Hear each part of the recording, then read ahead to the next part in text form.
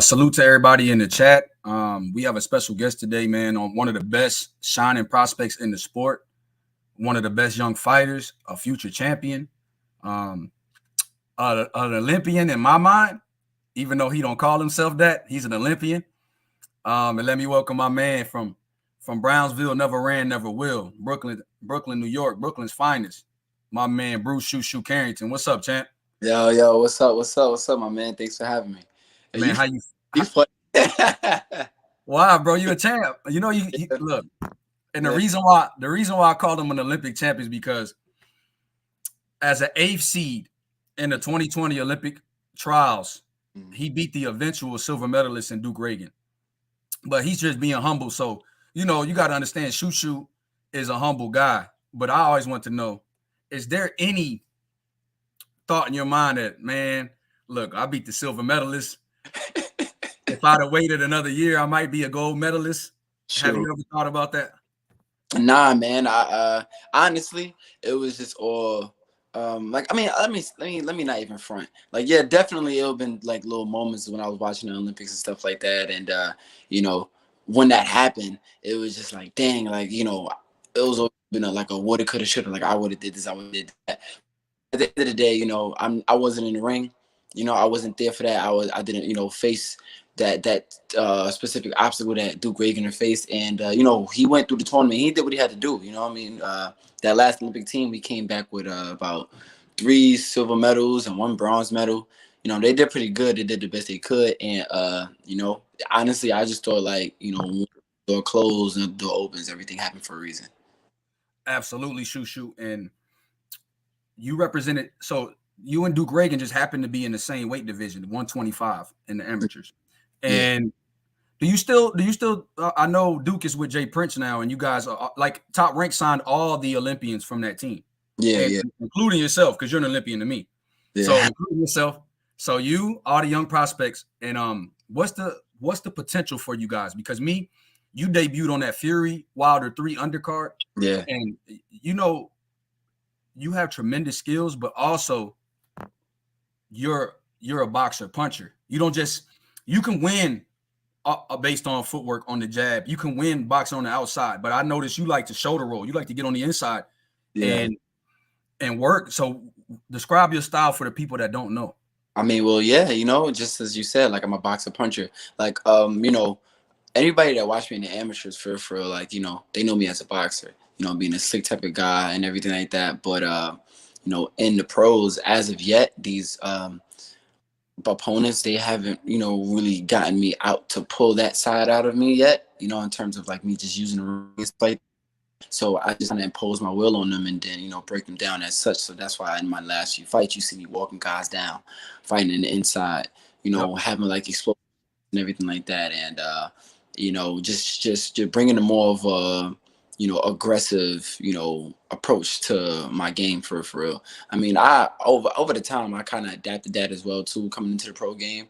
But yeah, like, to be honest, like, I'm really just a boxer puncher, but you know, I can adapt. I could do it all. I could box. I could stay in the pocket and bang. I could, you know, adjust to anything, everything in there that comes to me in the ring. Absolutely. And me and you being from Brownsville, talk to me about the tradition of being from a place where Mike Tyson, Zab Judah, Shannon Briggs, Danny Jacobs, yourself, to name a few. What does being from Brownsville mean to you? Being from Brownsville, man, it means everything for real, especially to have that lineage coming like before me and me being a boxer, like it means a lot. It's like a lot of pressure on you to become great because all of these guys, like, you gotta really think about it, right? Like, you know, people have their guys in Jersey, in the Midwest, and you know, but you gotta think about, like, those are like states and like little cities and stuff like that they could name a bunch of fighters that come from that city or state. This is a little, you know what I mean? This is not the city. We talking about Brooklyn fighters. We got a bunch of Brooklyn champions, but it's just a small little 3-mile radius. Like, yo, it's just something that's like, it's something in the water probably that's bringing up these monsters, man, and making us, you know, be hungry and become champions. So it means a lot to me, man. It means everything to me because coming up from Brownsville is just like, we go through a lot of different things, man. Like, it's like the grimiest of the grimiest dudes out here. Like for real, a lot of dudes that's from the toughest parts of New York won't walk through Brownsville at a certain time of night. Like, you know what I mean? Like that's kind of how it is. And you know it's crazy, right? I just had cameras following me, I think for ESPN last week. And, you know, over in Brownsville, it's literally like from one block to the next block, these two blocks have beef with each other. Like they can't even walk, across the street sometime and just go get some bag of chips or something from the store. But me, I was able to go everywhere and walked everywhere I wanted to, and everybody showed me love. You know what I mean? Everybody was like giving me a bunch of love from all different sides, from opposing sides or whatever. So, that shows me that the Ville, like they appreciate people that are doing well for themselves, that's lifting and representing the Ville, that's lifting the neighborhood up. And I notice also when I do fight that these opposing sides, mind you, these dudes is killing each other, like they shooting each other, whatever, you know what I mean? They doing all type of crazy stuff. And whenever I fight, they all unite and come together as one in the crowd. They put all that beef aside that don't matter today because it's a Shu Shu fight. They just put that to the side and they cheer me on, and they have the whole house packed up. So, right. I mean, it means everything. And you know what?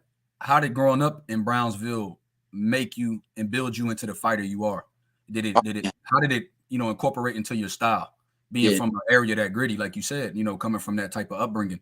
Yeah, it's funny. I'm actually glad that I grew up in Brownsville and, went through the things that I went through, because I wouldn't have been a fighter that I am today. Like you probably wouldn't see the aggressive side to me and everything like that, because honestly, like I'm really more so of like a positive dude. I don't really be liking to get in too much conflict and stuff like that. Right. But the things that I've went through help me build tougher skin. Like, like me being me. Thank you, I appreciate it. Me being a kid at 6 years old, seeing somebody getting stabbed to death in front of my eyes, seeing people getting shot like from left and right, like just seeing, like after a while it became normal. Like you go to somewhere to the suburbs or something like that, you ain't gonna hear nobody say that. You hearing shootings and seeing people getting killed in front of your eyes, and it just becomes normal to you. Like you're gonna look at that as a traumatic experience. After a while, it became a norm to me. So it definitely made me hungry to, want to get my peoples out the hood. Also just to, represent my hood well, because we do come from the gutter. We come from a lot, man. And it's just it's about time that someone like me can be the pioneer to, show that a lot of good things do come from Brownsville as well. And Shu Shu, who were some of your heroes growing up as far as fighters go? Who did you look up to? Oh man, come on, son. Mike Tyson. Mike Tyson, he's like the god, bro, Brownsville, for real. Like he's for sure. Tyson is the man. Zab Judah's big bro for me. He's still. I was just on the phone with him last week too. To come to think of it. Who you and Zab? Yeah, Zab, yeah. And then Floyd Mayweather. Floyd Mayweather was like one of the main guys that I looked up to in the game, because he didn't just, unique style to the game and exploit like a lot of things in terms of like these fighters that's on these high elite levels. Like he beat them easy and showed that he was in a class of his own, but he also exposed the business side of this boxing game, man. Like he let everybody know, like, bro, it's not always about how good you can fight. It's about how many butts you could put in the seat. It's about how many tickets you could sell. It's about how many pay-per-view buys you can get. Like, that's the big thing for real. And people don't understand that this thing is called sports entertainment. It's not just blood, guts, and glory. Like, nah, this is sports entertainment. And when you think about that, you got to really think about the things that you focus on, the things you're doing outside the ring, because you're more so outside the ring than you're in the ring. Absolutely. What are you doing in those times that you're outside the ring? Promote yourself. You know what I mean? Market yourself. Get into different things. Get different sponsorships, endorsements, blah, blah, blah, blah. There's certain things that you got to look for when, that you're in the game. And Floyd helped expose that and open my eyes to that. Oh, my man, I'm going to get to another question before I keep going. My man, Marky Dan 123 says, you seem like an intelligent guy, but he also wants to know, Shu Shu, if you know about H2O Sylvie, and if you do you think you will ever fight him? Yeah, I know about H2O Sylvia. You know what's crazy? I saw him fight in the amateurs one time, and Okay. he did so well. He made me and my dad a fan for real. He made me and my father. He was like, "Yo, who's that kid with the little blonde patch in his hair?" Da, da, da, da. Like the kid was nice for real. And but I'm not sure if me and him is in the same weight class. But if me and him are in the same weight class, or anything like that, like if it makes sense and the time is right, then yeah, it is what it is. And Right. I'm for real. You a warrior, man. And my man Butch Cassidy says, YB. He said, what do you think of some fighters saying that the belts don't matter? Um, I feel like okay. So when these fighters say that, right, they're talking about the money. Because if you notice him, like a lot of people, well, not a lot of people, but some people that's really picking up on the sports entertainment aspect that I was telling you about, Yeah. they're making more money than a lot of guys that are champions. Look at Ryan Garcia. Ryan Garcia, I think he made like 2, 3 million his last fight. And he That put wasn't a championship and he's fight. doing something that you said is important, Shu Shu. He putting ASSESs in seats. You get Yes, what I'm yeah, saying? You can put butts in seats, then like you said, because you're a prize fighter too, but you yeah, also want legacy. But do yeah. the belts matter to you? Was that your dream growing up to be a world champion? Oh, 100%. I mean, honestly, at the end of the day, I don't care what what no fighter talking about. Their dream is to become a champion. The belts do matter to a certain extent. Yes, it really does. But when I tell you when they say it, it's more so like I don't need your belt because I'm getting more money than you. Like, you know what I mean? Right. I don't get that belt to get this certain amount of money. I'm getting more money than this champion. So all of that talking about he's the A side and he's the like that don't matter to me for because I make more money than him. There's nothing he could tell me, you know. Like so that's kind of how you gotta look at it for real. And Shu Shu, why did you end up choosing Top Rank? I know you were sought out. What made you want to sign with Top Rank? There's a few things honestly. Uh, So back when I was fighting amateur in 2016, I could have turned pro back then. I was 19 years old. I was an Olympic alternate around that time. Still had a great resume. Fan base was decent at most, I would say. And I was confident enough to go pro. But I decided to stay back for multiple reasons. But the main reason I wanted to really learn the game of pro boxing, and so I sat back and waited the next 4 years, and I looked Mm, my stablemates that I had coming up with me as they went pro in the route that they went, whether if it was the zone, PBC, top rank, what did they do and what did they go through? What they did wrong? Don't do this, don't do that, don't do this, don't do that. So as I did that, I was also studying each promotional company as well. And what was more fitting for me, I noticed that top rank, when when it had the pandemic happen, they were the first company to start the bubble. They were the first company to start their own bubble, and they was having fights back to back to back to back. And then as they're having those fights, they're building guys' names like Edgar Berlanga, Xander Zayas. Vander. Like them guys was fighting back to back and really making a name for themselves. Yeah, Shakur Stevenson, he had a great fight against who he had who he You dropped. talking, He dropped you a talking about Nakatilla? Nakatilla. No, but that wasn't in the bubble though. He fought who he fought in the bubble. Some dude that he dropped to the body. Boom. Spanish quick. Um I forgot his name, but some kind of And something like that, I think. It was okay. But anyway, like I'm just noticing how like they're rolling with the punches, and honestly, that promotional company, they have lasted longer in the game than any other promotional company. They've been around longer than PBC and the Zone. So Right. out of the big three, like Top Rank is really those dudes that really know what they're doing, and they have a lot of guys that I could fight, in that promotional company, and it was kind of a no-brainer for real. Oh, another thing, the most important thing, they have the partnership with ESPN Sports, like Center, like everybody's watching that ESPN. Like, bro, like, why not fight on a platform like that? Like, come on, like With that that that was the knockout, main thing for. hey, Shu, with that knockout you put on my man when you slipped the jab, the Dominican cat. I forgot how you say my man's name. Yuri Andujar.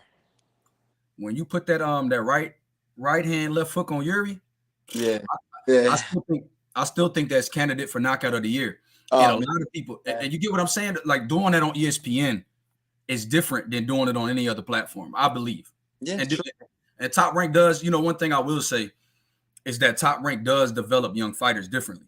Do you see it? Do you notice? No disrespect to other promotional companies, but PBC don't really, show like the early prelim cards. Like, in order for you to be known, you got to be on a opener, co-main event, or main event. Like, they're not showing like a lot of undercards show fights for like, top rank. They putting you right on ESPN Plus, or you might even get lucky to be on ESPN. Like, that they really showing a lot of love. And my man Joe says that that Shakur fought Joette in the bubble. Joette Gonzalez. As well, too. Joette Gonzalez? Yes, sir. Yeah. Hey, now I gotta ask you about the duck word in boxing. Yeah. Because going back to the belts don't matter. A lot of people say that fighters are ducking, or recently, because Tank Davis said that him and Ryan Garcia are saying that the belts don't mean as much to them because they put butts in the seats. Now, where do you draw the line between money or legacy? I mean, for me, it's like when there's like a definite crossroads. I mean, I feel like at this point, like these guys still want to build, that money up so they can maximize that profit that they'll get in fighting each other. That's why I don't think that these dudes are ducking each other, because I know every last one of these guys, and all of these dudes, they be there to fight. But this is like the Mayweather effect for guys are starting to learn the business. They're not just going to go in there and jump and fight. Think about it, bro. These guys are like in their mid-20s for like I think Tank Davis is the oldest out of everybody when you're talking 27. about. Yeah, he is 27. He's the oldest out of everybody, but even that's young. 27 is young. Look at Terrence Crawford and Errol Spence, which is a fight that needs to happen, needs to happen. But at this point, because look, like I said, it's a definite crossroad. They need to fight. These young guys, I don't feel like they need to fight right now. We would love to see them fight. They're young, hungry, undefeated, but we would also like to see them get to the level of Errol Spence and Terrence Crawford, to where the fight would be at a different magnitude. Pay-per-view. Yes, crazy. Like, So you think, basically, because you got a guy like Duke Reagan who you fought in the amateurs, that could potentially be a super fight for you. Possibly, if he continues to do his thing, and we meet at the top together, definitely. You get what I mean? So you have Shakur Stevenson, you have Tank Davis, you have Ryan Garcia, you have Devin Haney, you got Teofimo Lopez. You grew up with all these guys. Yeah. You think that it's more beneficial to build the fight, definitely, before risking it all. So let's say you believe that it should be legacy and money on the line. Not just doing it right. Like okay, in another example, Vergil Ortiz and Boots Ennis. When do you think it's right for them to fight? Because a lot of people want Boots Ennis and Vergil Ortiz to fight right now. When do you think that's do you think that needs to be built up? I feel like that definitely needs to be built up, because Vergil Ortiz, he's a great fighter, bro. Like, he's super strong, and then Tank. Boots Ennis, like, his talent is undeniable and everything like that. It's like, when you get a fight like that, the fighters are gonna want the money that is deserved, because it's like honestly, the perfect example, honestly, if Pacquiao would have never took his loss and stuff like that, was Mayweather and Pacquiao. Like, Mayweather was smart. I wouldn't say to wait that long, but Mayweather was smart to maximize the magnitude of what the fight would be, like what the fight would have been. Like, when people were saying, like, when it was, when it seemed like it was even, it seemed like, them guys, when they were even before Pacquiao took his loss to Timothy Bradley, before the Matt Marquez fight, when he took his loss to Timothy Bradley, the money of pay-per-view, it still wasn't there. Like, the money, it still wasn't as what it was when they did fight. Like, you got to keep track of those things. Like, all of that time, you think that the boxing world is so big, but really it's so small. Like, the only reason why we were so feeling to have that fight going on, because the boxing world, we's like, yo, everybody knows Mayweather, everybody knows Pacquiao. We've seen these guys up to decades. Like, bro, we're ready for them to fight. Let's fight. But the majority, not the boxing world. The majority is the fans that don't know nothing about boxing. Mm. That's why that's another just to bring in an outside topic. That's why I appreciate Jake Paul and Logan You Paul. appreciate him. Appreciate those guys because whole different field of people that don't even know anything about boxing to watch boxing, and that eventually is going to continue to make the sport more lucrative for us boxers. Okay. More eyes on the sport keeps the sport alive, because they was trying to say it was dying out because UFC and stuff like that. It's far from that. And you know what, Shu? He did a good job with Amanda Serrano. Oh, what, man? He's one of the reasons that Katie Taylor fight was so big, and he got her biggest, not just prize, but legacy fight. Even though she came up short, and I thought it was close, it was a good fight, very entertaining. They did something. To me, they put women's boxing in the forefront that night with her and Katie Taylor, and you working with her. How is it working with Amanda Serrano? Man, Amanda's, listen, man. I seen you in the gym with her. She said you say she hits hard. Hey, dude, her power for real, man. Listen, I just fought a lot of girls, bro. But like she really, like, that left hand of hers is really powerful for like, it was one time she caught me with a little uppercut. I was like, oh, okay. I got respect from that for real. So it's not even like, I done seen her in sparring hurt dudes bigger than me. That's what I mean. I done seen her in sparring hurt guys. Her power was legit. And it's funny because I always thought that she would just beat girls just by overwhelming them. Like, she was just tough and she would just beat a girl down. I didn't think it was because of her actual power. And when I got in the ring with her, I saw what's up. Like, I realized, like, she was actually really strong. So I feel like, like, you 100% agree with that, with the Jake Paul statement. Yes, he did put women's boxing in the forefront that night. And it was honestly a great night of boxing that night. And I swear that was one of the best fights I ever seen for real. Like, and I got to see that fight again I got to see them two get in the ring again. Hopefully they could, settle on that deal in Ireland to get that set after, I think Amanda has a fight coming up, and then Katie has a fight coming up. After they do that thing, then Katie and Amanda fight again. Then they're going to up the payday. I think they're going to be fighting for like probably $2 million this time. Absolutely. Yeah. Hey, and Shu, when you spar a guy, and you fight guys in the amateurs, does it and you get the best of them, does that give you confidence in a matchup down the line in the pros? Because people always say sparring doesn't mean anything. What does it mean to you, sparring and amateur fighting? So let's say you fought guys that you beat, like you fought Vergil Ortiz. Yeah. How was that? Oh yeah, no, man, I fought Vergil. See, it's different because I fought Vergil when we was little. Like, we was young kids. We totally different fighters now. Like, you know what I mean? But and to be honest, he beat me more times than I beat him. Like, every fight we had was close though. But like the first time we fought, I beat him, and then he that's 2 times. You know what I mean? So but yeah, Vergil is tough. He always had like strong power, good body shot placement and everything too. But yeah, nah. But let's say if you kind of want to go into fights, like when I do whatever, or guys like that, I feel like it matters because you still get a feel of a person's mindset when you did certain things to them in sparring or did certain things to them in an amateur fight, and you still remember their reaction. I would say, like, when it comes to a fight, things do change because of the mindset. Is like you get to slow down the pace. You get to take your time. With amateur fights, sometimes a little rushed, or sparring matches are a little more relaxed, I would say. Like, when you're in a fight, you still have that anxiety. There's certain things that come into factor, certain things that come into play that make it a little different. But I wouldn't say that it makes a big difference. Like, if I see somebody getting tore up in sparring and they're about to fight soon, I'ma definitely root for the person that was winning in sparring for like, that's how I see it. Hey, Shu Shu, what did you learn from Sparring Tank? My boy Chris wanted to ask that. Chris asked, what did you learn from being in there with Tank? Oh man, y'all doing y'all research up in here. Okay. Hey, we know you, champ. We know you, bro. Hey, look, my chat, man. Look, my family here.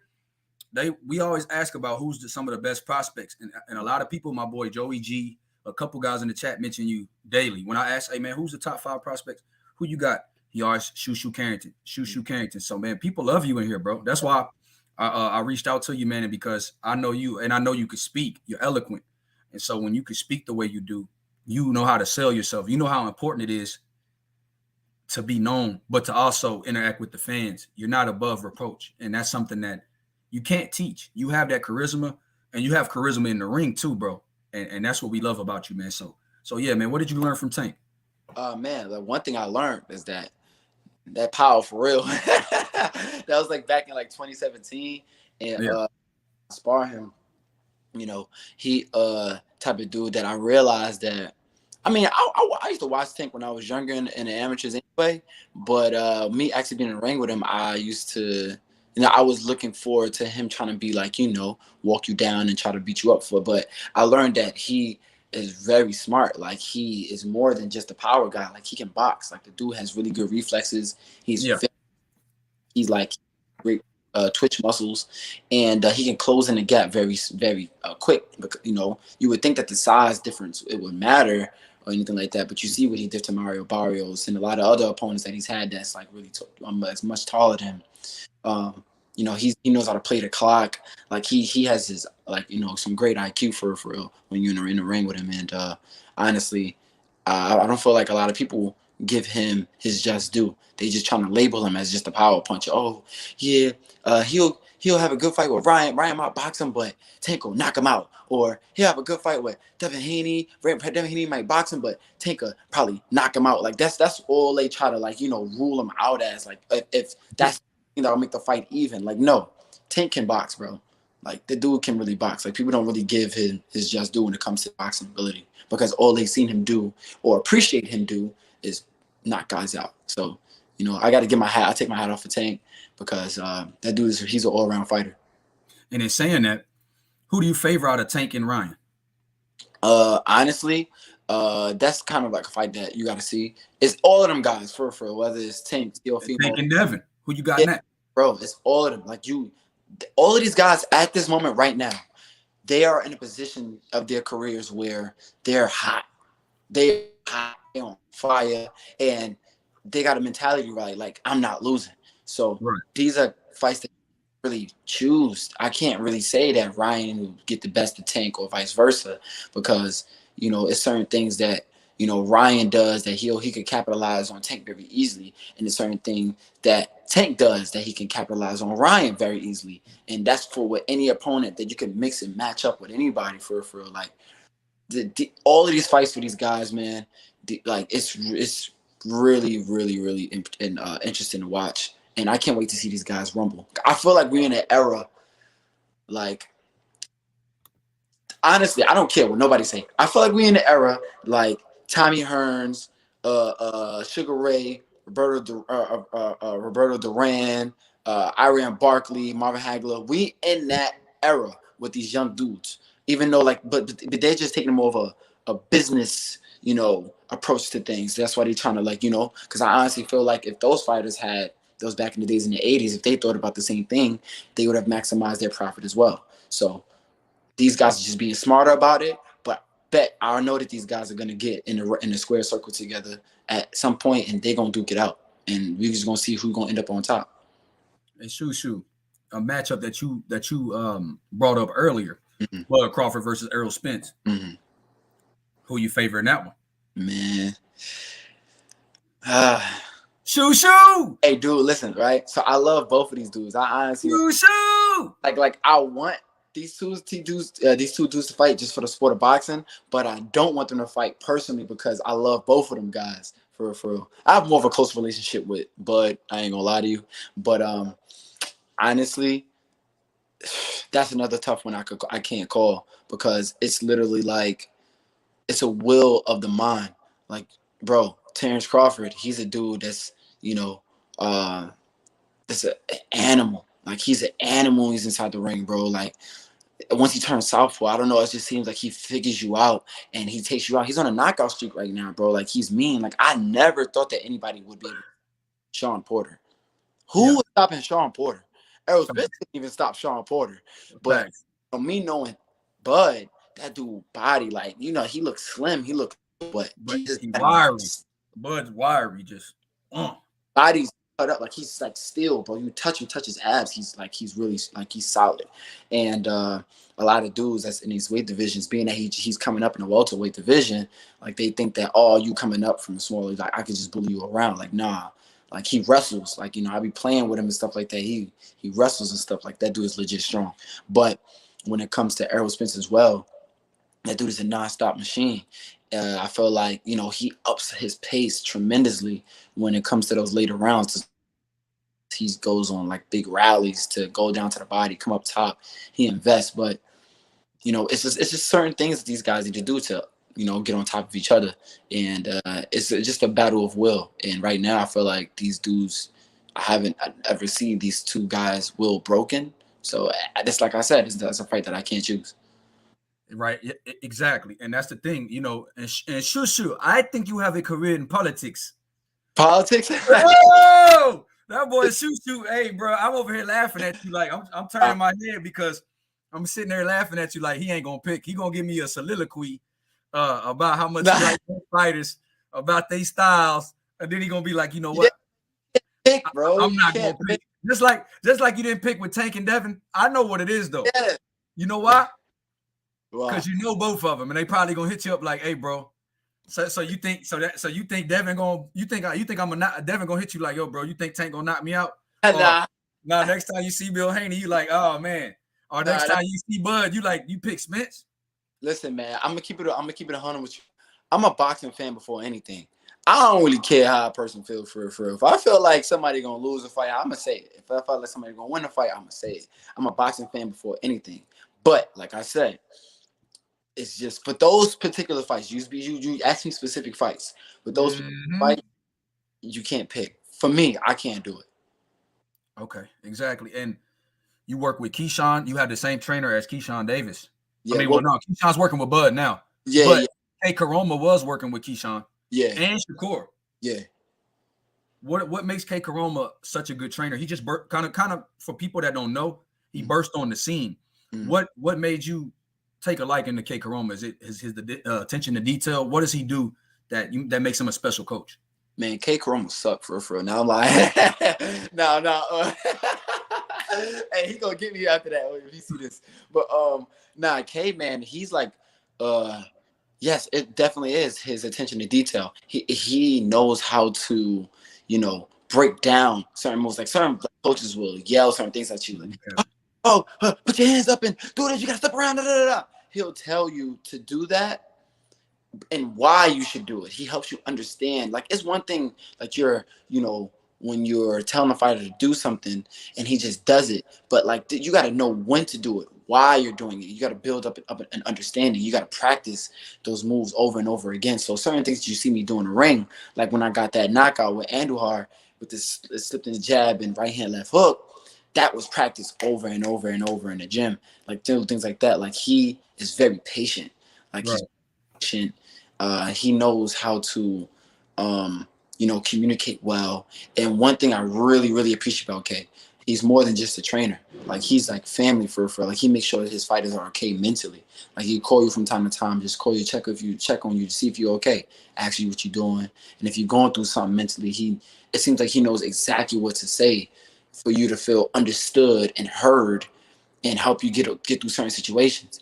Like the dude is very, very like just he's an all-around person, man. And he also prioritizes fighters. The one thing that locked me in with him, my first fight, mind you, around that time, I think Shakur Stevenson, he was getting ready to fight Jamel Herring. I think he was getting ready to fight Jamel Herring, and I had my first fight camp around that same time. And he made me feel prioritized, even though he was training Shakur. Like he would plan out certain times for me to train, and then he'll barely get any rest and go train Shakur, and then same thing vice versa every single day, back to back. It would just go crazy. And it was like, dang, you make me feel prioritized. He had like F.A. Ajagba, Jared Anderson, myself, Edgar Berlanga. He's training guys at the same time. And it was like, man, you still make me feel prioritized. So I appreciate Kay for that. And there's not a lot of coaches that's in the game that's like him. Well, Shu Shu, you should be prioritized. You, in my opinion, you a gold medalist, champ. Hey, hold on. I'm gonna remind everybody, as an AC, you came in there, you beat Duke Reagan, who was the eventual silver medalist. Yeah. So hey, bro, you know what? You talking like this is the politician in Shu Shu. I'm gonna start calling you. I'm gonna change your nickname to Bruce, the politician Carrington.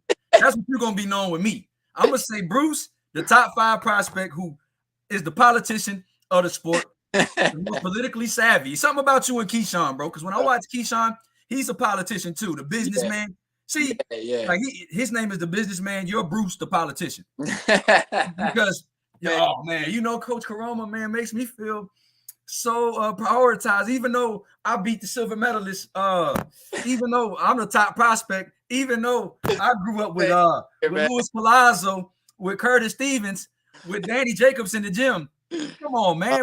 You cut from that cloth, bro. You're supposed to be a priority, champ. I understand. Definitely. Man, I understand. You did your research, bro. Yeah, you grew up, hey, bro. You grew up with the likes of my boy Louis Palazzo. I'm a big Louis Palazzo fan. Yeah. And I rock with headbangers. Jadon Condriton. He was the first person to beat Ricky Hatton. I don't care what nobody say. He did beat Ricky Hatton. And he gave Berto a hard fight, Louis Palazzo. Definitely. He gave Berto a hard fight. And then you Curtis Stevens, you had Jadon Condriton, the headbangers. Yep. Remember them too, Danny Jake? The chin checkers. The chin checkers, headbangers in DC. But yeah, because Jadon Condriton was on the Contender when he fought Saki Albika. Yep. I remember him from that. Yeah. And then you had Curtis Stevens, who was knocking people out, who was known as a chin checker. Yeah, yep. So what age did you start boxing? Because my man said you look like you've been boxing for 30 years. And I said, damn near 20. Yeah. Damn near 20. It's about to be 20 years. Yeah, I've been boxing for about 18 years now. And I started boxing at the age of 7. I got in the gym and I just knew that like it was something that I wanted to do for the rest of my life. Like honestly, I ain't gonna cap. Like before I even thought about boxing, I'm gonna just run down the reason why I started boxing for run that for me, please. Yeah, I used to get like people used to try to bully me in school for real. Like I was always like one of the shortest kids in class, skinny, scrawny, whatever.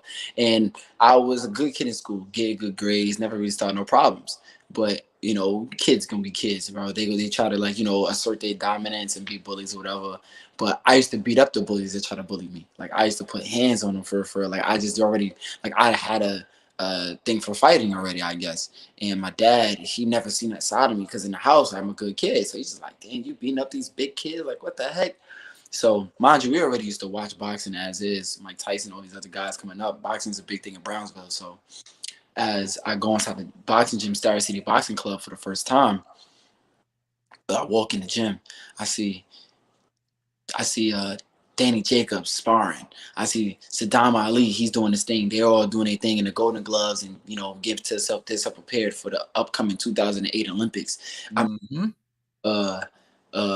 Louis Palazzo in the gym. I'm seeing Shannon Briggs in the gym. I'm like, yo, all these dudes I see on TV, that's crazy. Like I got starstruck and that made me keep going on. I like Senator, you funny.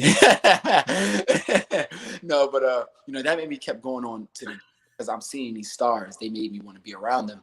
But then after a while, I'm mimicking their moves and I'm seeing how fast I'm picking it up. And in a month of me training, I had my first sparring session. And I beat up this kid so bad, he never came back to the gym. I'm like, I love this. This is something I love for real. It was a heart thing that showed me too that I really liked it because I learned that everybody don't have no heart in boxing. Like you can't have no heart in being in sport. You can fight as good as you want to, but if you're not willing to walk in that fire and fight dudes, like I was really like slipping, walking them down like Mike Tyson. You know what I mean? Like I was in the dude. Like man, I wish I had that tape, but the tape got ruined over time. But yeah, man, it was crazy, and that's when I learned like, nah, I got the heart for this. I could do this, and the rest is history. Hey, bro, and what did the legends teach you? But man, look, I'm sorry, bro. I'm sorry for laughing at you, but we got you. We got Shu Shu for mayor. That's funny, dude. I'm looking at him too. Hey, Shu Shu for governor. Hey, bro, I'm telling you, you're a politician, bro. It's made for you. Forget a commentator, bro, because you look, Shu Shu ain't gonna pick a fight. Hey, you one of them that ain't gonna answer a question. Look, Shu Shu. Hey, look, what's up with policy? Well, my policy is That shoots you right there. Well, my policy is. Hey, my boy Tony Boswell, much respect, man. Hey, my man, hey, but Shu Shu, I Yeah. got a question about the Olympics, man, because you Saddam Ali came from your gym and he was an Olympian as well. Um, what do you think about 2028? Taking boxing, away from the Olympics, period. Boxing Yeah. will not be an Olympic sport 2028. What do Yeah. you think that does for amateur boxing, man? Because, I'm pretty sure you wanted to be an Olympian and Yeah. you were an Olympic alternate. And I'm sure the only reason why you didn't fight in the Olympics was because of what? The pandemic? Yeah. The pandemic messed up the Because qualification. because it pushed the timing back for 2020. Yeah. I mean, well, okay. So when it initially happened back in 2020, the pandemic, that pushed the Olympics back to 2021, and I Yeah. still, because they still was like allowing us to qualify in 2021. That same Olympic process that we had to go through, they were going to do the same thing in 2021. But oh man, knockout boxing. I see you. I appreciate that. Facts. You are, bro. You Uh, are. but yeah, like I honestly feel like once the 2021 happened, the pandemic was still like it had like lasting effects, because when we were supposed to fight in 2021, the qualification got canceled because cases was rising. Airplanes going to certain countries weren't flying anymore. So that's what happened for it wasn't just the 2021 happened, and we still wasn't able to, Right. qualifications. But yeah, man, like honestly, for me, it was like a dream of mine, bro. I literally had dreams of me fighting in the Olympics, and I did everything I could have done that was within my power to try to make the team for Facts. like stripped away from me, which was something that I had to fight for. Luke Peterson. uh, yeah, it was something that I had to fight for real, and it just sucked that I got taken away from me. But it gives these young fighters something to look forward to, something to really fight for, and it gives us an extra little oomph to like really sharpen our skills and really dig deep, because all those other guys in these third world countries and these guys that don't got the opportunities and the privileges that we got over here in America, they fighting their butt off, like for like they were really like grinding so they could try to beat us. Like I feel like if us Americans, we would go through the things that they go through, we would be even hungrier than they would be, and we would be even more successful in getting gold medals and getting different awards and stuff like that coming back home. But yeah, like I feel like that Olympic aspect, that element, it helps us translate in the pros. But now what's going to happen, you're going to see a lot of young dudes turn pro now because there's no Olympics. What's the point of fighting amateur? You're not getting paid to fight amateur. You're taking Right. for free. And that's how they're going to think about it. I would never think about it like that, because experience is everything. Right. Me. But with a lot of these young dudes that won't know any better, that's how they're gonna look at it after a while. They're not gonna care about the Olympics no more, because what are you doing this amateur boxing stuff for? Once I learn my 1, 2, 3s and I get about 50 fights, and nigga, I'm turning pro. Like no, like I'm not. That it's very unfortunate. In 2028, I think that's supposed to be in LA too. So like I was looking forward to seeing some Olympics in LA and like in America. I was gonna fly over there and see everything, but that sucks, bro. That we're not gonna be able to experience that. And for these upcoming fighters, man, I wouldn't even know what to say, honestly, because I wouldn't even went through nothing like that.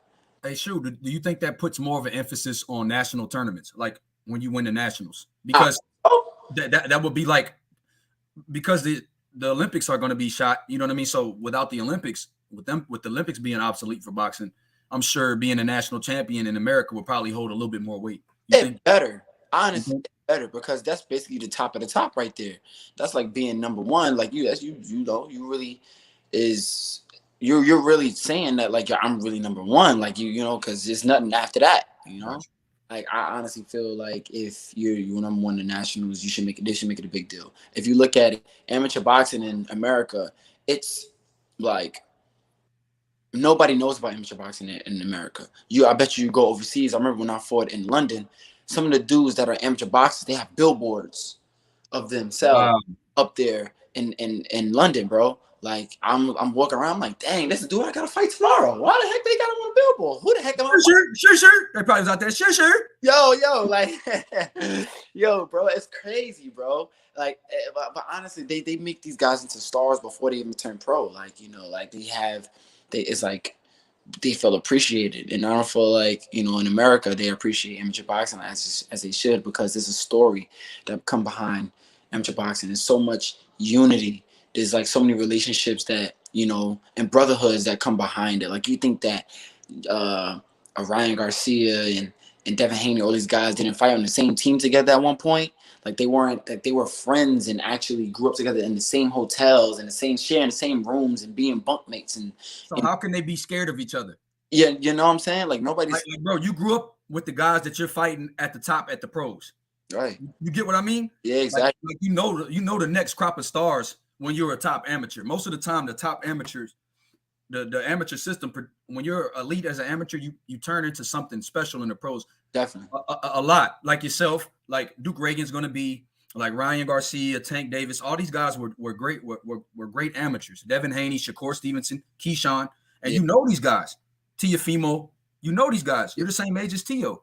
You're the same. You get what I mean? Yeah. So when they say these guys are scared of each other, a lot of you guys have sparred each other too. Definitely. So do you believe in that scared, that duck, that this guy is?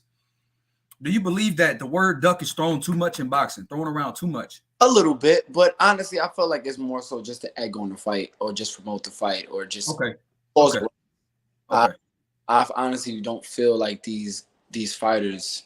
I mean, a fighter gonna feel the way they feel. I ain't gonna lie. These fighters might really feel that these guys are ducking them, but I'm outside and I'm seeing what's really going on for real. These guys are being smart when it comes to this business and milking out everything that they can before they have that. How can I say, the crossroad, like I was talking about earlier. He's funny. But yeah, man, like, like they haven't met that crossroad yet. The fighters that met their crossroads are Errol Spence, Terrence Crawford, Gennady Golovkin, and Canelo. Once again, they met their crossroad. Like, honestly, at some point in time, Gennady Golovkin was knocking on Canelo's door after he fought him the second time. He was like, oh, I want to fight you a third time. Let's go. And as Canelo kept winning, it was like, ain't no point for you to fight Golovkin no more. What's the point of you fighting? Like, I don't want to see the Golovkin fight. Now, since Canelo lost, now it's like, okay, the Golovkin fight makes sense. The crossroads. Okay. Haven't met that crossroads yet with these younger guys. So, bro, you got to look at it like that. Hey, Shu, have you ever sparred Eldner? I don't even know this. I don't know how to say his last name, but let me try to pronounce it. I'm gonna embarrass myself real quick. Do your thing, my boy Elmer A. My boy Elmer Abdul. I'm gonna call him Abdul. Elner Abdurrahimov. I think Elner Abdurrahimov. Nah. You never sparred him? Nah, I don't think so. I'm not sure. I mean, I've had a lot of sparring partners for real, and a lot of guys that I ain't even really take down their names, especially their last name. Hey, shoot. What about Jahi Tucker? Oh yeah, I sparred Jahi. I definitely sparred Jahi Tucker for plenty of time, man. Now that dude is good. He has a lot of stamina and array of punches. Like, he likes to throw a lot of array of punches. He's definitely another New York upcoming star, man. Like, I feel like, coming up in the game, a lot of guys, a lot of guys trying to write Edgar Berlanga off, but I honestly feel like, Edgar, he's coming into his own, and he has to, show, everybody, different sides and different games of, different things of his, different aspects of his game, excuse me. You notice in his last fight, you never seen him, just move around, shooting a jab, moving around, pot shot, moving around, like you never seen that side of him for real. But we're just kind of building on that. And but I'm saying that to say, we have guys like Edgar Berlanga, myself, Jahi Tucker, that's gonna, hold up the New York light, and we're gonna shine bright throughout the course of our careers. Brooklyn, supporting Brooklyn. That's and right. Look, I'm my pop Puerto Rican, right? Yeah. I'm half Rican. Yeah. So I was, when I see you on the okay, in June and the parade, like Puerto Rican parade, I see you on the card bringing out Brooklyn, having a Knicks jersey. No, I wasn't. No. That was the weekend after. That was the weekend after. Okay, I seen you with the Knicks. The weekend of the parade. So yeah. Okay, Edgar, and then I see, I see them putting Xander on that card too, trying to build Xander. Yeah, because the Puerto Rican fan base is big in New York. Yes, very big. And see, to be honest, I feel like Edgar can make those improvements. But do you think that? So do you think that that Kay Koroma is bringing him along? Yeah, in the gym. You support him. So do you when a lot of people, like, let's say his last couple fights against Steve Rose and against my boy Angulo, a lot of people don't like the performances. How, as a teammate, because you're building him up on here. How do you keep him encouraged because I know he hears it. Because let's say he got more fame than a lot of people have because of the knockouts, right? 100%. And because of that, I feel like he has a lot more pressure. How do you encourage a guy like that, knowing that people have turned on him so quick? I mean, well, to be honest, it's like, I just continue to let him know, remember who the hell he is. Remember what he's capable of doing. You're not this, one first round knockout dude, and that's it for you. Like, no, that you're not that. There's more to you. Like, I've seen Edgar do so much in the amateur days, man. It's like, I just can't wait till he finally gets out of, wanting to, because I feel like he probably got stuck into knocking guys out, and that's all he wants to do at this point. But right. we're reeling him back, and we're helping him get back into honing his skills and remembering who the hell Edgar Berlanga is. And I honestly feel like at this point, we're like he's going into a transitioning stage. So that's why you see in a couple you guys would say like lackluster performances, whatever. But he's just coming into his own, and I feel like after a while, as he's continued to work with Coach K, we're gonna start to see different sides of Edgar Berlanga, and he's gonna last much longer in the sport. Hey, and Shu, a lot of people like my body contouring asked, what does Shu Shu mean? And I wanted to get to this. Yeah. And I'm gonna read it. I'm gonna say it for you. Maybe I did some research. Yeah. So, all right. research, man. You research. Hey, let me say it. So Shu Shu means the one who rises above all. Yes, yes it does. And why did you choose that, or who chose it for you? Well, honestly, I ain't gonna lie to you. It was really more so a baby name, like one of those little. Hey, mom, my little boo-boo, my little da-da-da. That's one of those little names for real. But I honestly don't think that my parents really thought of naming me Shu Shu because of the meaning. It was more so like they just called me Shu Shu just because they thought it was cute. But I feel like it was probably something, that was from God that made them, give me that name. And, from the things that I've been through and the things that, I've seen and the things I've, gotten through, like I say, gotten past and everything. I feel like it's pretty fitting, and I'm pretty happy with the name Shu Shu. It's unique, and everybody is gonna know me for that. Everybody, some people will know me as Bruce, but the Shu Shu thing is a little catchy, so I kind of like it. Shu Shu. Hey, and tell them its origins. They say Shu Shu is that means the one who rises above all, but that's Egyptian. Yeah, it's an Egyptian meaning. Yeah, that's so everybody that didn't know, Shu Shu is an Egyptian name for the one who rises above all. Yes, it is. And so is that going to be the case for Shu Shu Carrington in the future when you're the champ and you're standing out at 126, 130? Oh, yes. Dare I say 135? Yeah.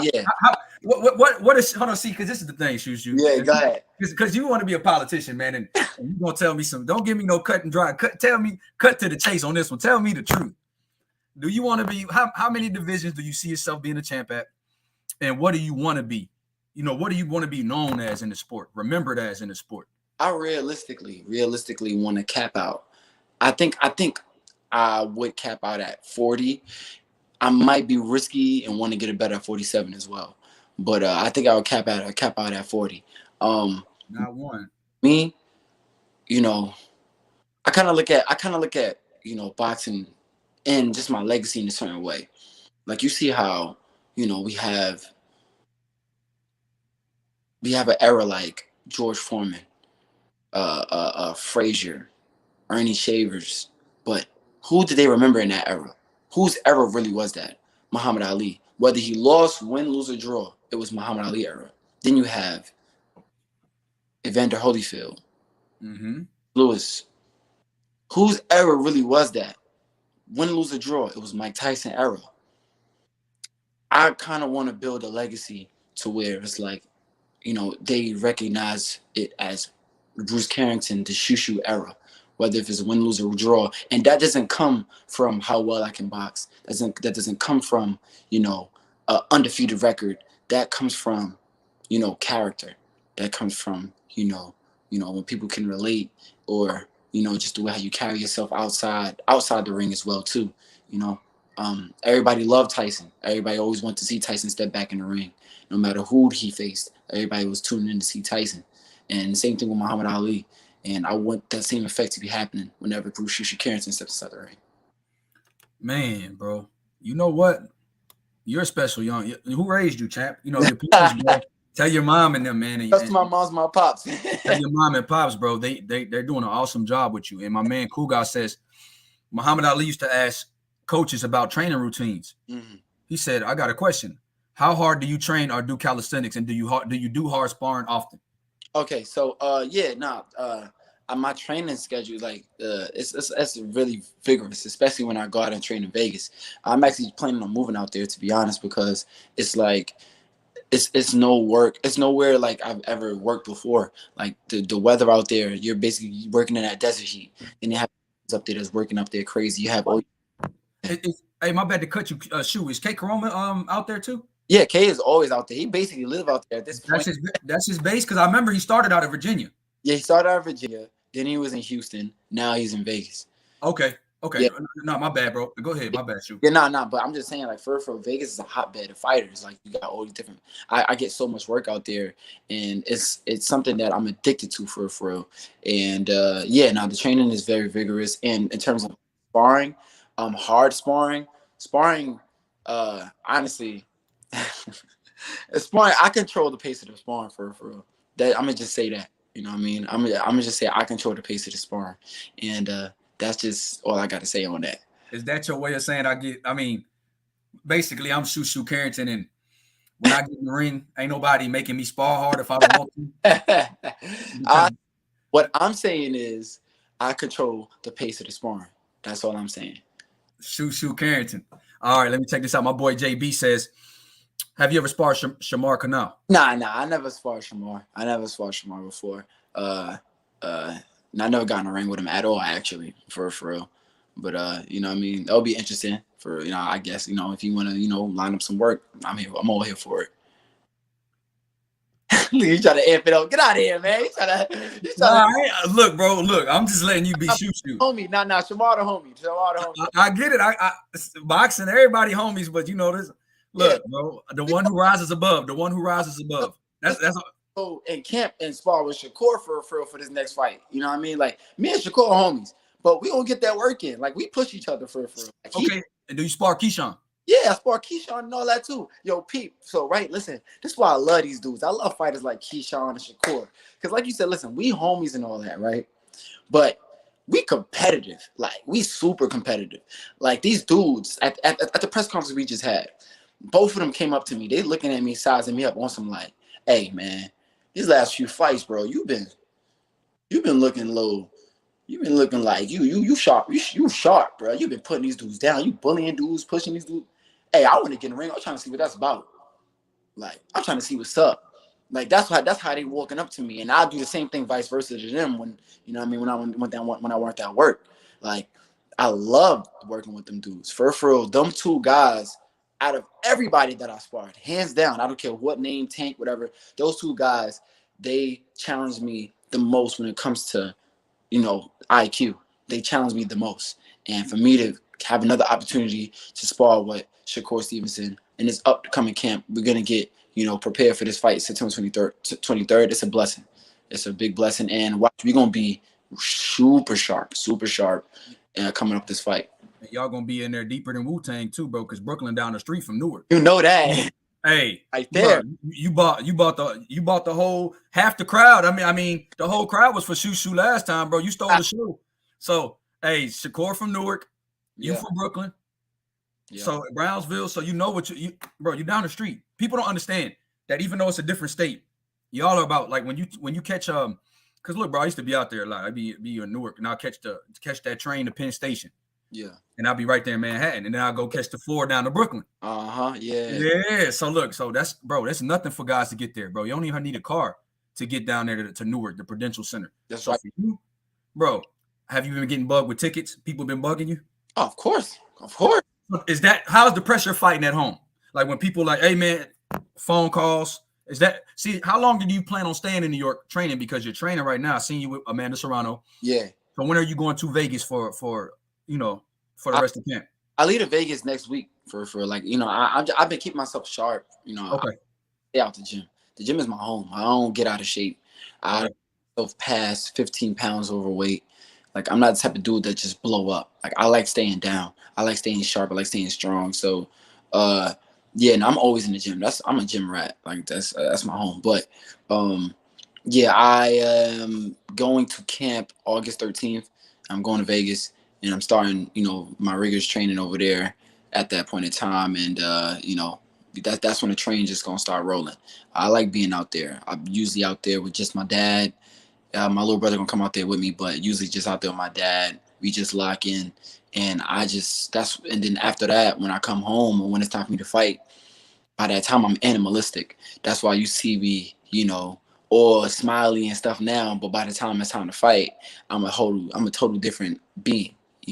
I feel like, I'm just a total different type of guy at that point in time for real. And man, it's Shu Shu Carrington coming in the ring once again, September 23rd. And Shu Shu, how do you deal with not overlooking opponents? When people say, because you're at that stage where people feel like everything that you're fighting is a gimme. And how do you prepare mentally to make sure that you don't treat it every fight as a gimme? Honestly, bro, like people can say what they want to say. But they're not stepping in the ring with these guys. Like if you give these guys an inch and make them feel like that they can beat you and take you or just like, overwhelm you, they're going to do it. Like these guys, like they are not just to lay down and sit down for like, I train every single day to my best ability so that I can, feel like I'm fighting for a world title. I train like I'm fighting for a world title every single fight. It don't matter. Like I don't look over at any of my opponents. The reason why it seems like I'm beating these guys so easy is because I train in the gym that hard. I make sure I do what I need to do inside the gym so that these fights can seem easy. But the work is already done. But during training camp for a lot of these people, they just they think that it's easy or it's just a walk in the park or these guys just laying down. But no, you give them a reason to feel like they could take you out, they're gonna want to take you out, and that's just simple as that. And do you feel pressure because you are a top prospect and you're supposed to win every fight? Do you feel like the target is on your back to make a name off of you? Like because everybody you fight, if they beat a Shu Shu Carrington, if they beat a Keyshawn Davis, if they beat a Shakur Stevenson, it changes their life overnight. We saw that, and even Kambosos when he beat Teofimo, it changed his night over life. He went from, relative obscurity in certain places to getting a $10 million payday. So do you feel like, hey man, I got to be on my A game just because this guy's trying to make a name off me, take food off my plate? Definitely, 100%. See, now I'm gonna tell you a little Bruce Carrington experience that I've had in the amateurs, and I'm glad that I went through this experience in the amateurs. First time fighting in the state Golden Gloves, in New York Golden Gloves, big deal. Like I was promoting the fight crazy. I was all over the radio. I'm all over, making, putting flyers all over New York. And I had so many tickets sold to come and watch me fight. And I was fighting this kid that I was watching throughout the tournament that I was super confident that I was going to be. Super confident. And when I'm watching the fight, I was like, I wasn't really impressed. But by the time it was time for me to fight in the finals, before in the Barclays Center, big deal. Everybody came through. Different celebrities came through watching me fight, and I stunk up the place. I embarrassed myself. I was in there like showboating and trying to look pretty, and that dude came sharp. Like I've never seen him fight the way he fought prior to fighting me. And I'm just like, yo, like this is nothing like how I thought that he was gonna be. And that's because he prepared himself for me. He trained hard. He was sharp. He was like, on his P's and Q's. And these fighters are gonna come in the ring sometimes, being that they are fighting a guy like me. They're like, nah, I wanna make a name for myself. I got food to put on the table. I got to keep a roof over my head. Like, you see what happened to Mike Tyson when he fought Buster Douglas. Buster Douglas was not no name. Buster Douglas didn't fight the way he fought when he fought prior to Mike Tyson. But he got such in good shape. And the way he fought that night, he would have probably beat any other heavyweight that night. He was super sharp. And then look what happened when he fought Evander Holyfield. Couldn't keep it. Just like when Kambosos beat Tio. Exactly. When it watched him. Couldn't keep it. Exactly. Now, hey, Shu, my man Marky, you kind of touched on this, but my man Marky says, what is your greatest ambition? Roy wanted to be heavyweight champ. Floyd wanted to become the biggest draw. What is yours? What is your biggest ambition? My biggest ambition, honestly, I just want to, honestly, for real, I want to be, I want to beat Floyd's records in pay-per-view buys. And that's my thing. I want to do that. Well, you got the mouthpiece for it. Ah, man. You got the mouthpiece for it. I appreciate that. Politician. My man Nate Johnson says, hey, Shu, my man Nate Johnson says, what's the toughest boxing style to face? Is it the aggressive fighter? Is it the boxer puncher? Is it a guy that's super technical? Is it a southpaw? Is it a guy that can fight, what's the toughest style you can face? I mean, for real, like that's kind of an opinionated, type of answer if I was to answer that, honestly, because what style is tough for me might not be tough for the next fighter. Some fighters don't like aggressive fighters. Some fighters can't handle southpaws. Some fighters can't handle boxers. I ain't gonna air out what I can't handle because, I can handle everything for real. But even if I couldn't, I wouldn't air that out, because who you don't know who gonna be watching this. But you know what I mean? And then you give them something that that could be used in training. You give them something that opens up. Yeah, man. I mean, yeah. But me personally, I'm not even gonna lie to you for real. I'm a type of dude that I have that, adapt factor. I have that thing that Mayweather has, that Terrence Crawford has. They adapt over time. So it's like, for me, I can, if I see it, even if I don't get it the first couple rounds, I might get it once that third round hit, and then after that, that's when I'm gonna start chopping you down and taking you out systematically. And Shu, can you speak on me to whatever Forever Mike means? To what Forever Mike means on your trunks, man? You always wear Forever Ike, and that's a hashtag on your IG. Yeah. Tell everybody what Forever Ike means to you. So as you guys can see, Forever Ike is on my gloves, on my shorts, on even a towel that I walk in. Like, the actual towel itself is paying homage to Mike Tyson, but the Forever Ike is paying homage to my brother. He passed.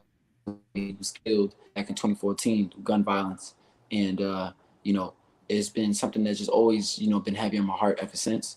And it's kind of also another reason why I fight with so much passion and with so much drive. Every single time I step in the ring, I went through phases and stages of my career where I didn't want to box anymore, where I kind of started to hate the sport, and I was thinking down on myself, and a lot of different thoughts were going through my mind. But he always made me feel like I was better than what I thought I was, and he believed in me more than I believed in myself. He was one of the only people that made me feel like they understood what I was going through coming up as a young kid. Me explaining my problems and stuff to my dad, like, he's a grown up, he's an adult. Like, you don't understand what I'm going through. You old and all that. Like, I didn't really feel that connection with my dad, but my brother, he made me feel really heard and connected, and he was my best friend. And to lose that, and you lose a best friend in him for real, you lose that out of my life. It was like something that I couldn't really fathom to accept. But after a while, you just got to realize that you got to live strong and continue to live in his name and put on. And that's why every single time you see me step in the ring, I have Forever Ike on my shorts and all my garments for real. You know what? Denial, bro, is one of those steps of mourning. Yeah, I lost people close to me. That's a part of one of the stages of grief. Yeah, that's one of the stages of grief, man, and how you mourn. And is your brother one of the biggest motivations for you to continue doing this and be the best at it? Does it drive? 100%. Like, honestly, like, there's so many friends that he had, right, that I never met like until after he passed, and even still to this day, they come to me like, yo, your brother used to always wear, like, I had like a whole bunch of different type of apparel, hats, hoodies, shirts. He's like, yo, your brother always used to wear the Team Carrington hoodie, the Team Carrington hat, and the shirt or whatever, always trying to promote your fight, always promoting you, always telling me that he gonna call you to knock me out and stuff like that. And I just always wanted to know, who you were, and I never got to saw you until I saw you on TV and stuff like that. People to this day that was friends of our brother is coming to me and telling me that. And so, I just want to continue to keep making him proud and keep, fighting in his name. His name will not be in vain, because I'm gonna put on for my brother, for real. That's just that. And you already been doing that, man. And you know what? I respect you so much, because some people deal with tragedy different, man. They sometimes they could take a turn for the worse. Yeah. And what you're doing, bro, is special, and I'm sure your brother's proud, man. And thank you. And I'm sure your parents are too, brother, because at that stage when you lost them, you're still in adolescence. Your mind is still forming, and it's different things that you can get involved in. And only the greats like you, like Andre Ward, people that's built like that, man, and can bounce back from that and use that as a driving force, as something to propel their career. And that's something that I see from you. And my man Mike Biggs wants to know, Shu Shu, who do you think will be your toughest competition? My toughest competition, who I think would it be? Myself. I'm my own toughest competition for competition for me, as long as I continue to stay on my P's and Q's. That's how I see it. It's me against the world. That's it. Me against the world, me versus myself. Like if I continue to up myself and up the ante on myself and make different levels, nobody gonna touch me. And you know what, Shu? My man Hector says, man, is boxing the only thing that matters to you? Do you eat, sleep, and breathe boxing? What's your second love? But at this point right now is eat, sleep, breathe boxing. But I do have other interests. Like I definitely politics.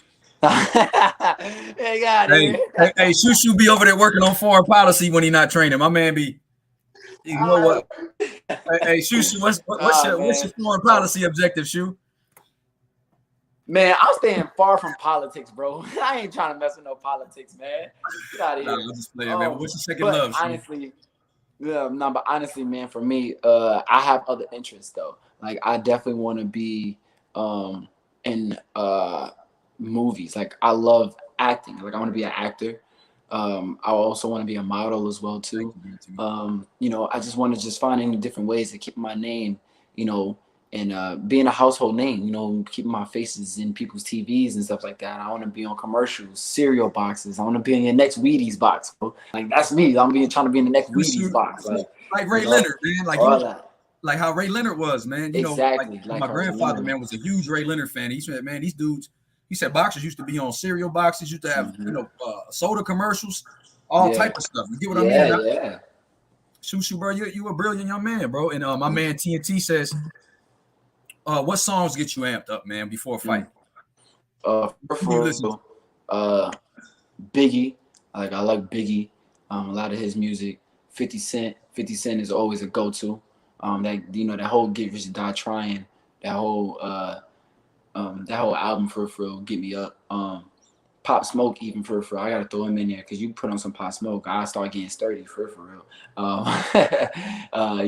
Guys like that, they really it was DMX, Wu-Tang, MOP, dudes, the music like that for real, that they really get me up. Like, I listen to the new school music too, but what get me on my bag and what gets me really amped up into getting into these fights is those artists that I named before. Hey, Shu, man, and tell us what to expect September. No. Before that, what day are you going out to Las Vegas, champ?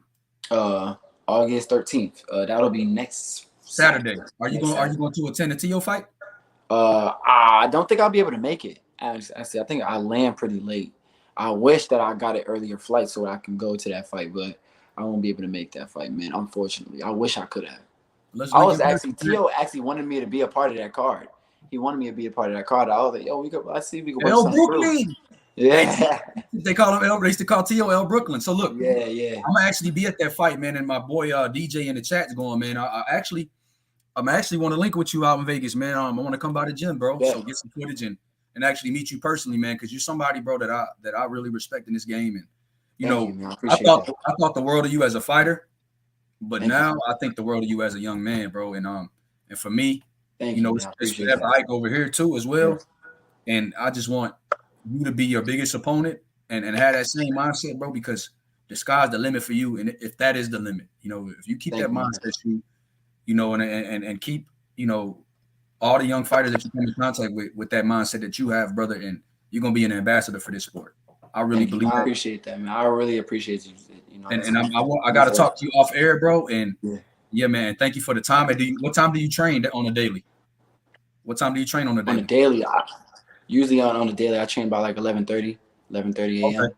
Okay. I mean, I get up, put that work in 11:30 a.m.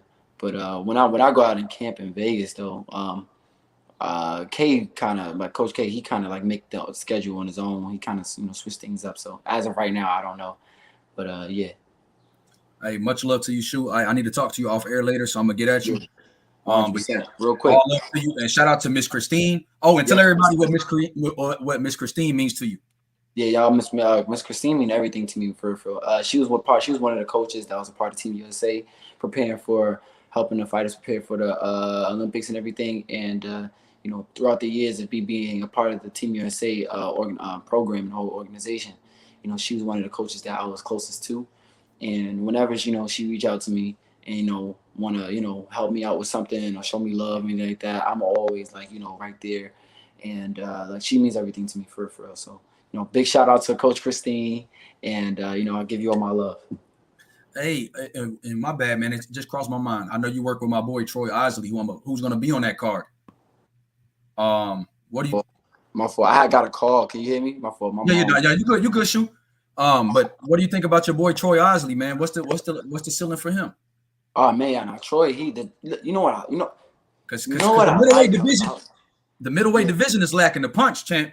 Yo, you know what I like about Troy? Right now, it seems like he's up in his levels for like if you look at his first few fights or whatever.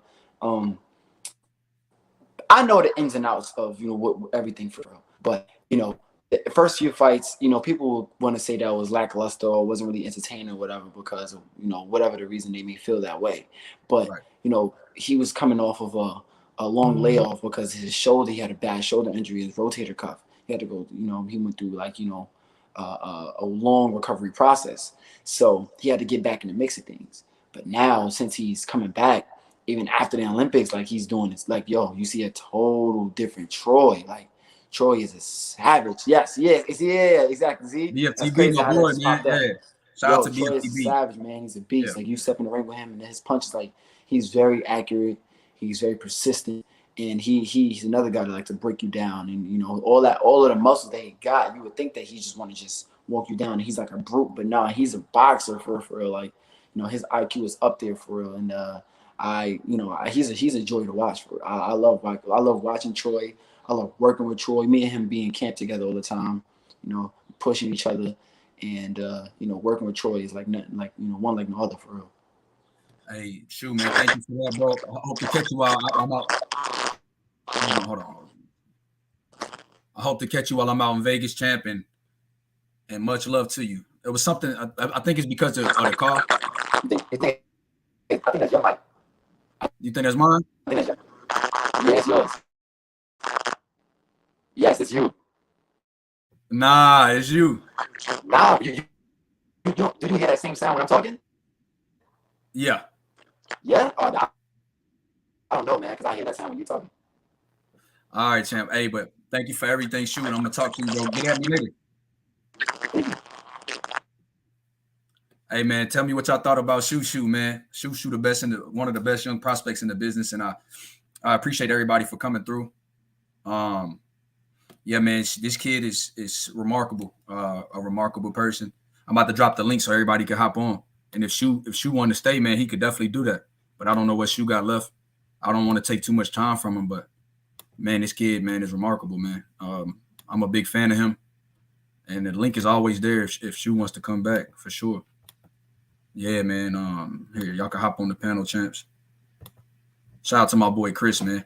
But yeah, man, man. Look, if everybody thought like Shu Shu, boxing would be in an amazing place because this kid knows the understanding of media. He knows the understanding of what it means to talk to people, what it means to sell yourself, what it means to market yourself, what it means to articulate yourself. And see, Shu Shu's built for that. He loves to articulate himself. He loves to interact with people, and he's a talker. You don't have to. He's charismatic. You don't have to force Shu Shu to say anything. You don't have to force or get anything out of this guy. You know, he's something that you could never imagine. He's something that as a fighter you would want, because he does it all in the ring as well. So when you have a guy like that could do it all in the ring, you know, it's sky's the limit for him. It's sky's the limit. Yeah, facts, BFTB. Hey, thank you, champ. I really appreciate you for stopping through, man. Yeah, Shu Shu has a new fan, and I think a lot of people, man. My man TNT says, shout out to Shu Shu. Yeah, he's a real one, champ. He's a real one. My man Uncle C Wood says, man, thank you, Uncle C Wood. Hey, man, he's from your neck of the woods, man. He's a New York guy, you know, a East Coast guy like you, Uncle C. And I think my boy BFTB, by hearing him talk, my boy BFTB sound like he's from the East Coast, man. Sound like he's from Jersey or something like that. Just from hearing your accent. So yeah. Oh, Shu Shu back in the building. Yeah. Shu. Yeah, so it was me. My phone was dying. Oh, okay. Yeah. Nah, you good, champ? Hey, bro, look. Some people want to come on the panel. If you wanna holler at them, man, just let me know. If you got time. It was your phone. Yeah, it was, huh? My man, Cool Guy says, Shu Shu is a stand-up guy. Yeah, you are, bro. Thank you, man. Appreciate it. Hey, Shu Shu, my boy Phenom says, do you fight at 26 or 30? Because certain fights you fought at 126 and certain fights you fight. Yeah, BFTB, I knew it. I could tell you from Jersey. No. I be fighting at I fight at featherweight 126, but we just be fighting at catch weights, you know. And then sometimes, like, if I have a fight come up, I train for it, and then the fighter ends up falling out, and, you know, if it ends up falling, the fight ends up falling through, excuse me. And then after that, it's just like, you know, they give me a new opponent, so they give me a little like, oh, you could go up a couple pounds if you want, and stuff like that, because it wouldn't have as much time to get down to 26. So you know, so yeah, that's why certain fights you see at 130 and then certain fights you see at 126. But either way, you know, it don't really matter to me. 130, 126, you know, I'll basically fight at both. That's kind of what happened in that last fight with Frank Martin, his late replacement, because of what happened with his real opponent. He had to fight Jackson Marinas, and Jackson Marinas couldn't make the weight, so they agreed to that he'll fight at 38. So people don't think that. And sometimes if you're not fighting for a title, man, like Keyshawn, some of his fights are at 38, 37, but he's really a 35 pounder. Yeah, for real. So when it matters, you'll make 126. Yeah, I make 126 easy too, by the way, too. Like, I'm vegan. Like, let me not say vegan. I've adopted a plant-based diet for about, I think it'll be 4 years, 5 years. Dang, it's 5 years. Yeah, September will be 5 years. Yeah. 5 years? Hold on. Yeah. So don't start that, bro, because people gonna be like, look, Shu Shu, if you have one performance where you don't knock somebody out, people gonna be like, man, he need to start eating meat again, bro. Nah, man. Don't come out saying that, Shu, because people, hey, look, it's so sick, bro. People were thinking that Canelo was vegan. They was like, see, it was the vegan diet versus Beevil. I told you, bro, like, don't go out with it. Just man, listen, I don't care what nobody say, how anybody feel. I'm an advocate for all plant-based diet people. For that's me. Like, honestly, I feel like the plant-based diet will help when you're cutting weight. Canelo went up in weight. I feel like that's what made the difference. Like, I don't feel like that's how it's supposed to go, and that's why you don't see these things. Like me, like, bro, like, I started getting these knockouts and all that type of stuff because I'm vegan. Like, that ain't things just like something that I wasn't getting these knockouts and stuff when I was eating meat. It took about you want to be strong as an ox. What does an ox eat? Think about that. You know what I mean? Trying to be strong as a gorilla and all that. What does a gorilla eat? You know what I mean? You got to think about these things, bro. These strongest animals in the world are animals that eat plants, you know? So it's like, I adopt that lifestyle, man. It's been a life-changing experience for me. Hey, Shu, since you still on, I need a couple matchups I need you to answer for me. Okay. Can AJ make the adjustments with Robert Garcia to beat Usyk in the rematch? To keep it 100 with you, I honestly feel like it's not really a technical adjustment that AJ needs to make. It's a mental adjustment that he needs to make. if he comes in there and being, not confident in himself, or he's just taking it as another fight or whatever, he's not beating Usyk, bro. But I feel like he has all the capabilities and everything that he needs to beat Usyk. But it's more so of if he really wants it. Like I remember early Anthony Joshua, he used to be fierce. Like he wasn't just like this, poster boy and nothing like that for real. And like he's still a great fighter, But I feel like that hunger probably isn't there anymore because he came up with more of like a fierce approach when he came to fight, and he was faster, he was more agile, he had more explosive power. Like that Dillian White fight, right? Shoot, remember that Dillian White fight? He was mean, agile in that fight. And when he saw on Dominic Brazil, he was agile. You know what I mean? Like he was very agile. So I honestly feel like the money that he got, it probably like slowed him down a little bit. Yeah. But I feel that he could bring out, what I like? He could bring out that Andy Ruiz 2 out. Because if you notice, he was a total different fighter from the first fight than the second fight. The first fight, he was going back and forth. But in the second fight, he made the right adjustments and boxed Andy Ruiz socks off. He was very poised, very calm. He brought that agile style back. Like you could tell he didn't care. Like he wanted to beat Andy Ruiz. He came out with his hair looking like whatever. He didn't care about that poster boy look. He wanted to go in there and get that work done and get that W. If he comes in with that mindset, yes, he'll be Andy. He'll be Alexander Usyk. But if he does not, Alexander is definitely gonna be at the top of the division, and then it'll be him and Tyson Fury at the end of the day at the top of the division. I honestly don't think that Tyson Fury is even interested to fight Usyk either. I feel that he wants to create that AJ Tyson Fury big fight for the UK. That would go crazy with numbers. So crazy money and legacy. Yeah. Undisputed beating AJ in the UK is different. But bag wise, money wise, fighting probably Alexander Usyk. Definitely. Now, hey, Shu, Bivol versus Better Beef at 175. Even though it's not going to happen right now, who will win that? After what you saw with Bivol outboxing Canelo, and you saw Better Beef just destroy a good opponent in Joe Smith. What do you? I honestly feel that. Hey, for real, I ain't gonna lie. I ain't think Better Beef could box like that. I ain't know he could box like that when he fought Joe Smith. He fought Joe Smith good. Like I thought they was gonna rumble for. I thought it was gonna be in a pocket and rumble. But he showed some, Olympic style boxing when he fought Joe Smith, and he showed that level of IQ is different. He's not just a wrecking ball. He's more than that. And even though that is the case, though, I'm just saying that because that was just impressed me to Better Beef. But Bivol has more of more boxing skill. But what he did against Canelo, that's what he's supposed to do. Canelo is small, bro, compared to those dudes. Like, yeah, but Bivol, he gets all the credit for being Canelo. Canelo, like he stepped in the ring with a lot of any other guy in that division probably for other than Better Beef. I feel like he would have smashed those guys. Canelo's the real deal, but he's still not a legitimate guy in that division to where like size wise, like it's not really like a fair fight. And Bivol was supposed to do that. He was supposed to be Canelo. I don't care what he say. But if they had Canelo winning the fight, he was supposed to be Canelo that fight. Fighting Better Beef, he should stay far away from him. Better Beef, he's the king of that division. Honestly, I don't feel like nobody. Yeah. Even that's how I feel. I call him. Hey, look, he's the Russian Wolverine to me.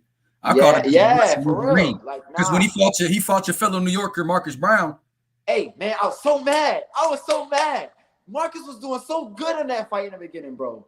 He was doing good boxing, but I think he gassed himself out using his feet too much. Like you can box a dude, but it's a certain way that you can keep distance while you're using your feet by stepping, not by galloping the whole time. You can step, just get different angles, and there were certain things that Marcus was doing that he was losing too much energy.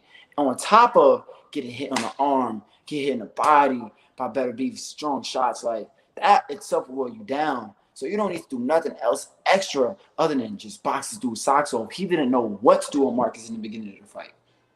And then Marcus ended up breaking down, and then, the fight just went Better Beef's way. But Man, I was so mad. Marcus had the game plan. He had the game plan, but nobody else in the game right now can fight that fight. He's a slick. People don't realize Marcus Brown is a slick southpaw Olympian. Yeah. Like, bro, he was an Olympian. Like, he was one of the most highly decorated amateurs on that Olympic team. Yeah. And better beef. I mean, if you can't stand in that fire, like you said, that heart, if you can't stand up to that, you can't stand in the kitchen with better beef and take that heat, because better beef is going to come the whole fight. If he has to, that's one thing that people don't realize. What I saw in the Marcus Brown fight was totally different than what I saw against Joe Smith. Yeah, totally different game plan. And so people just thought this guy was just a come forward caveman. Then against Joe Smith, a guy that only can come forward, you saw lateral movement, punching on the move. He could hurt you on the move. And I think that's what people don't realize. This guy, like, he threw a shot off angle, like he was going to his right, and while he was going to his right, he threw the right hand. Wow, like, and still had that leverage. Like, only certain experienced dudes could do that. And I have to ask you something that's more close to your division, Champ. A mythical fight, man, because I want to see this after Inoue beat my big brother, Nonito Donaire. Hurt me, bro, but I got Inoue his credit. Yeah, I was expecting more of a challenge like the first fight. Nito's my guy. Yeah. But everybody know that too. But man, that hurt me. But how do you think he would do against Stephen Fulton? Man, that's a good fight. And to be honest, I'll be rooting for Stephen Fulton if they fight. But Inoue is a monster, bro. That dude, every single punch is with bad intention. And I honestly feel like, Stephen Fulton, in order for him to beat Inoue, he would have to be on his P's and Q's and box him and try to, outsmart him. But Inoue is another fighter that, is more than just a puncher. He can, he has an IQ. The way he set up his shots and stuff like that is really good. He's really smart. That's a great fight. But like I said, I'll be rooting for Fulton going in that fight for real. Okay. And let me ask you about Boots. The guy that's fighting this weekend, Vergil Ortiz. This weekend? No. I'm saying Boots and a guy that is fighting this weekend, Vergil Ortiz, who's going to be fighting. The guy that is fighting this weekend.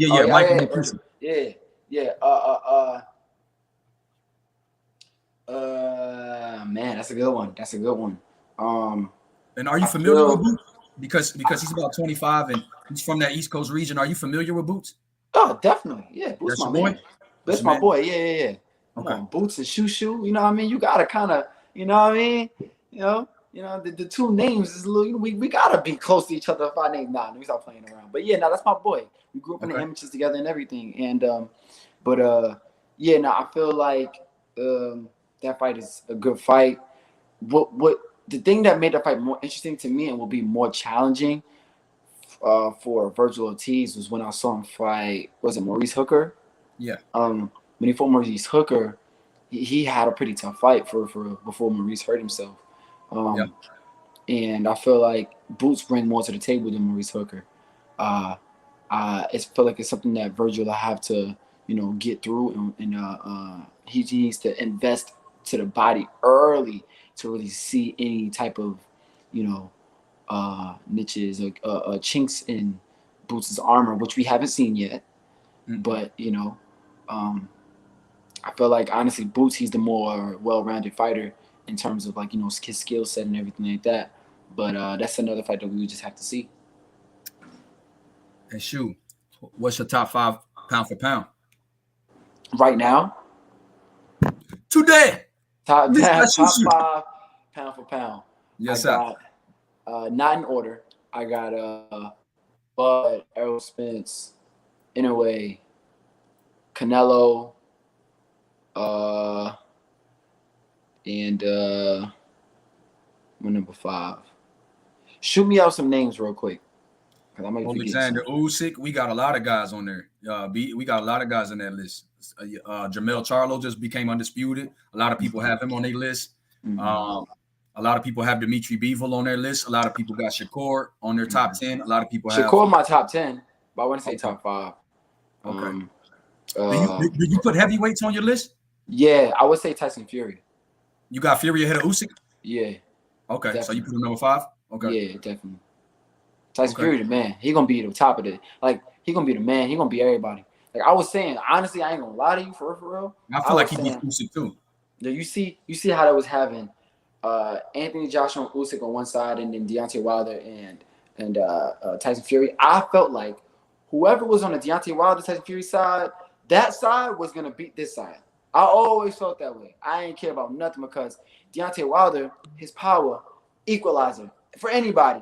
For all 12 rounds, you got to be on your P's and Q's, bro. And if you're not moving around the whole time, 12 rounds, bro, you're not beating Deontay Wilder. Like, I didn't feel like Anthony Joshua could beat Deontay Wilder. I felt like Usyk was too small to beat Deontay Wilder. You got to continue to not be in front of Deontay Wilder the whole time, bro. Like you see Luis Ortiz, he was moving around, but that one split second, you get caught with that right hand, you down, bro. In the Barclays. Remember the first fight he even hurt Wilder. Yeah. Remember he even hurt him. That was in Barclays. That was at Barclays. Yo, that fight was electric, son. That was electric. Crazy. Remember round 7, we thought Wilder was done. Yeah. And then he comes back and damn near, and knocks my man out, bro. With an uppercut. Like that was crazy. Bro, and then in the rematch, Ortiz won every round. Yeah. Up until the round. So that's what I'm saying. That equalizer is always there. Even when Deontay Wilder fought Tyson Fury that first time, the 12th round, we thought Tyson Fury was out, but he got up like the Undertaker. And the only reason why Tyson Fury was able to beat Deontay Wilder, bro, is for 2 reasons actually. It's that weight size, that his size advantage that he got. Yeah. And what, like, the way how he utilized it, because a lot of dudes was bigger than Deontay Wilder for real, but they just didn't know how to utilize it to get him tired. And it's 3 reasons for real. It's the way he utilized his size, his foot movement. Deontay Wilder don't really got good foot movement, and for him to try to keep up with Tyson Fury, it was it was pretty hard for him to do that. And his will, like, man, I never seen Tyson Fury fight like that. That third fight was crazy. Like, the third fight, he felt like, what is even the second fight? He came out like he had something to prove. Like, that second fight, he came out like he wanted to knock Deontay Wilder out. Like, you seen the face off when he was growling at him? Yeah. Hey, but who else gets up from Wilder shots twice in one round? Yeah, bro, he got caught clean. Deontay Wilder, you can say what you want about the guy. We know his power is devastating. Yes, legit. 100%. Who else has the heart? Because you told me that it's not just about skills. It's about this. It's about the heart, and it's about this. Who else has both of those things that when Wilder puts you in that situation, you can come back from adversity knowing that Wilder smells blood. Wilder is a shark in there. And when you get hit with a right, like Fury did flush, who else had the mental fortitude to get up twice and take the fight back to Wilder? Get up twice. Yeah. Remember, in the fourth round, he got up twice. In the third. Yeah, third you fight. did. You did. He did.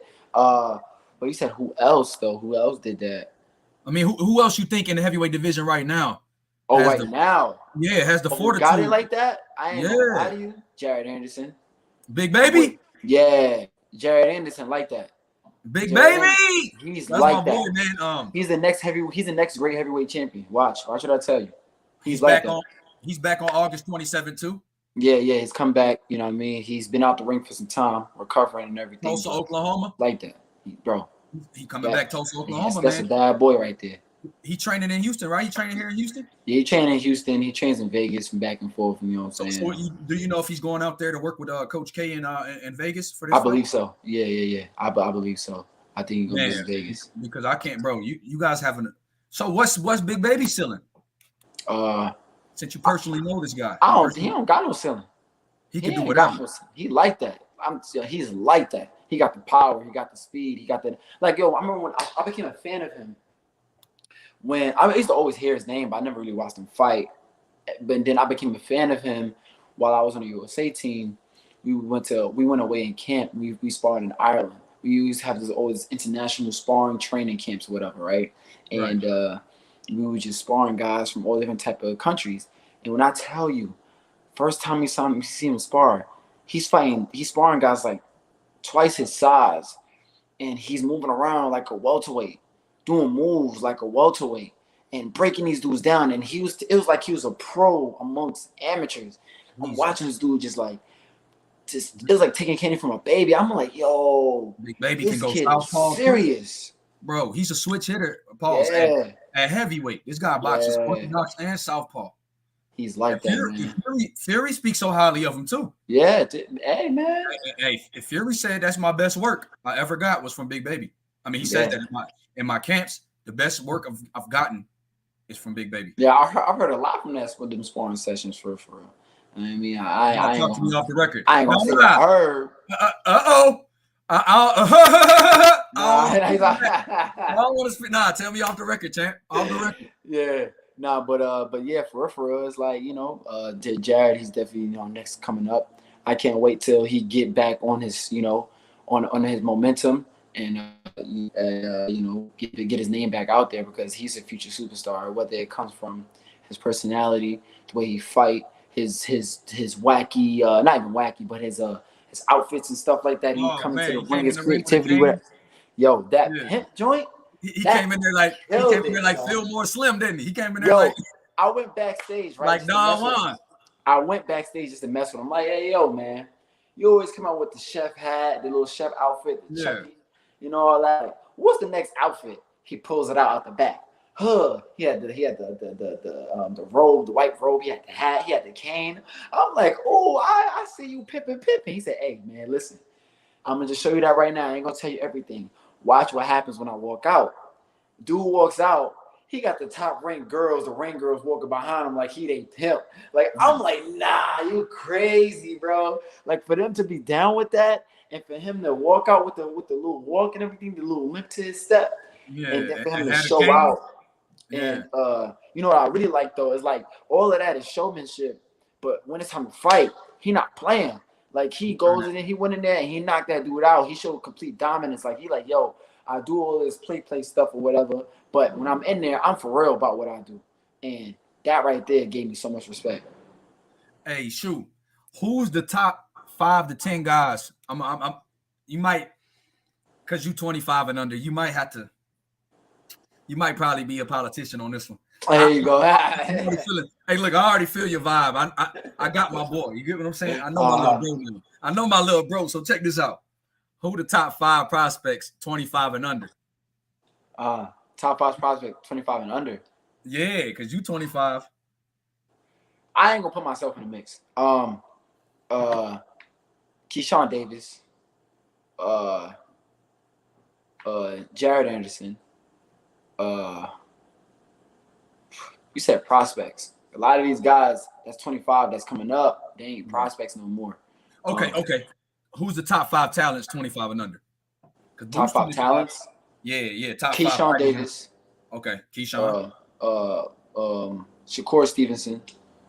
Jared. Boots. 25 and under. Devin Haney. Those are my top 5. I would say for real. Those are my top 5. So let me ask you about another guy. That's 25 and under. Who would you favor in Bam Rodriguez versus Chocolatito? Oh man, Bam! Oh, I forgot about Bam. Yo, Bam is so tough, bro. Bam is so elite. That's why I asked you for 10. Yeah. Let's increase the list. Let's increase the list to 10. So let me tell you a list. You got Core. My top 10. You got Core. You got Core, Haney, Big Baby, Keyshawn, and then you had and Devin. Yeah, I said Haney already. You said Shakur, Haney, Big Baby, Keyshawn, and number 5 was Boots. Okay. Yeah. Big Bam is definitely up there. Okay.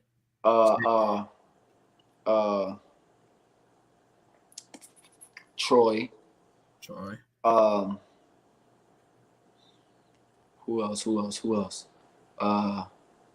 What's his name? Vergil and Ryan. That's 9. All right. One more. You want me to throw some names? Yeah. Throw some names out there if I missed anybody. You got David Morrell. You got David Benavidez is 25. You got he's 25. Benavidez only 25. Throw him in there. David I know he's 25. David Benavidez 25. Yep. T.O. I did not know that. Your boy Teofimo, Morel, David Benavidez, Xander Okay, Zayas. I gotta rethink my list then. You got Xander Zayas. You got Abdullah Mason. I gotta rethink my list then. You I gotta take out my boy Ben for TL. Okay. I got to. For New York? Is it for New York? Yeah. Nah, that ain't even wow. T.O. has done too much in the sport already at this point. Okay. Okay. So T.O. on the list. Got you. Yeah, T.O.'s on the list. Take out Bam. All right. Bet. Man, Xander is up there too, but I gotta keep. I keep my boy Troy up there, but okay. that's I'm locking in my list for what it is. Cause I could see Xander and Troy mixing it up down the line. Yeah, me too. I see that too. Because that'd be a good fight. That'd be tough. Because Xander's 19, he at 154. That kid is gonna be a 60-pounder. Yeah. For him and Troy gonna be a super fight. I believe. Yeah. Maybe I'm tripping, but I think they could be a super fight. I think so too. That'd be a crazy fight, man. Or that'd be a tough fight. I ain't gonna lie. I would love to see that. Who would you favor? David Benavidez versus Jamal Charlo. That's a great fight, but as of right now, I haven't really seen too many chinks in David's armor. Like he's a machine, bro. Like his speed, his like a lot of guys isn't as fast as he is. And then he shows like real hunger. He's like very persistent. His walk down. I never really seen him get tired. He has like a great variety of an array of punches and everything like that. The way he put his punches together. I've seen Jamal get tired. I think his last fight he was getting tired. He's having a little tough time. Yeah.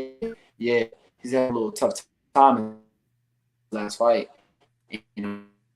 Little things like that with David Benavidez because he's young and hungry. Once he smells blood, he's on top of you like white on rice for real. And I feel like if that was to happen, then Charlo will have a hard time. Okay, what about Benavidez versus Canelo? That's a fight that I don't know. I can't pick because Canelo in that division, Canelo's unstoppable. Like I honestly feel like in that specific division, Canelo's unstoppable, and the only person that can give him some work is David Benavidez. I felt like a Charlo fight would be interesting, but the Benavidez fight is the fight that I feel like Canelo would have like most like a real problem with. But that's a fight I can't choose. Canelo has so much experience. He's fought everybody, all of the who's that was around for in his come up, and I feel like by him challenging all these other guys higher divisions, that really is a testament to his game in the sport. And I feel like Canelo is in a level in his own. But the David Benavidez fight is, something that's really the only thing that I want that Canelo to do, other than just finish this trilogy with Triple G. Yeah, man, that's a fight that I wanted too, man. I really want that Benavidez. I really want, and my man Anthony Manzano says, because he just now came, Shu Shu. So, if you don't mind repeating yourself, he says, who did you look up to when you started boxing in terms of fighters, and who did you model yourself after? The second part, I would okay, so that's a little newer part. But I looked up to fighters like Zab Judah, Mike Tyson, because I came up in the neighborhood with them guys in Brownsville. I grew up watching them. Mayweather, I modeled my style from him, and also Sugar Ray Leonard. I modeled my style from Mayweather, young Mayweather, and Sugar Ray Leonard. So Pretty Boy. Yeah, Pretty Boy Floyd. Yeah. You like to be in the kitchen. You like the Mayweather that fought Corrales. Right. Yeah. The Mayweather that fought Emmanuel Augustus. Yeah, all that. Yeah, for. But I think I'm more a little defensive at this point. I think that I like to feel like that I bring in some of Mayweather, like Money Mayweather's defensive aspect though as well too, because Mayweather was really, really offensive back then, to where a lot of times like he wouldn't be as defensively aware. So I'll take, a lot of Pretty Boy Floyd and a little bit of the defensive, side of Money Mayweather. And my man Anthony again asked another good question. He said, Shu Shu, who is your favorite fighter who is the current champ right now? Favorite fighter who's the current champ right now? Terrence Crawford. Terrence Crawford, hands down. Yeah. So hands down. Off the politics of your answer and off of you answering that question, I know my answer from earlier, Shu. I know my answer from earlier. What was your answer from earlier? When I asked you who will win out of Bud Crawford or Errol Spence. But like I said, at the end of the day, I'm not gonna be biased when it comes to the matchups. I'm a boxing fan. At the end of the day, it is what it is. If I honestly felt like somebody else could be Crawford, like I would say it. But for Crawford, my man, and everything. But as of right now, he's like my must watch whenever he a guy that's a must watch. And I feel like certain guys could probably give him a hard time, and certain guys could probably get an edge on him. Is like Tank. Tank is a must watch for me. Okay. So who are the top? Okay, let me ask you this then. Who are the top 5 most exciting fighters, Shu? As of right now, Terrence Crawford. Yeah, Terrence Crawford, Tank, Errol Spence, Inoue, and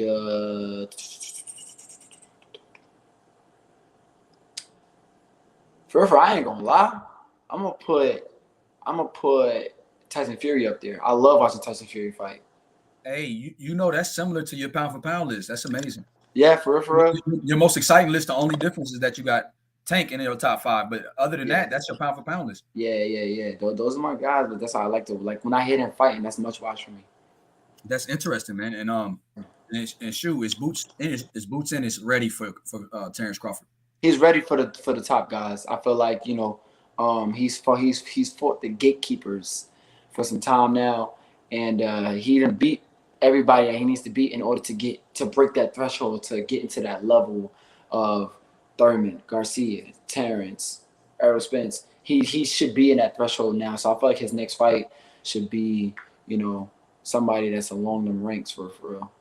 Hey, Shu, what's your take on the 140-pound division, man? Because you got Josh Taylor gave up had those 2 belts.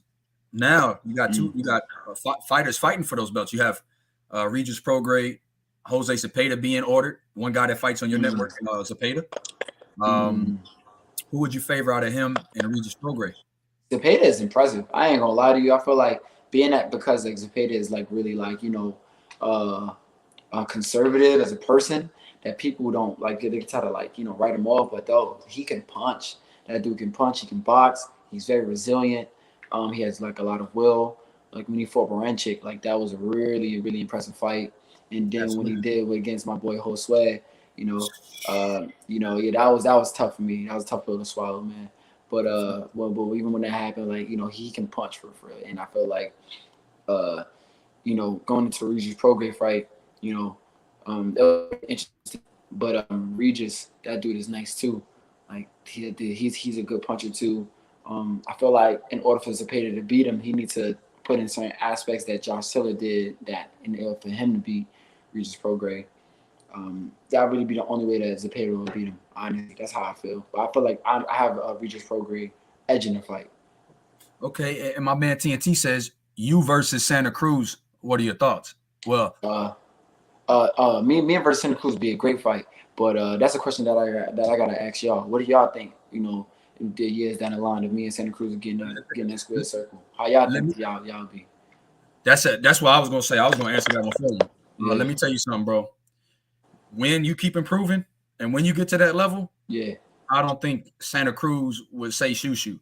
You get what I mean? I don't think I don't think a lot of people are gonna be looking your way when it's time for you to be in a title contention.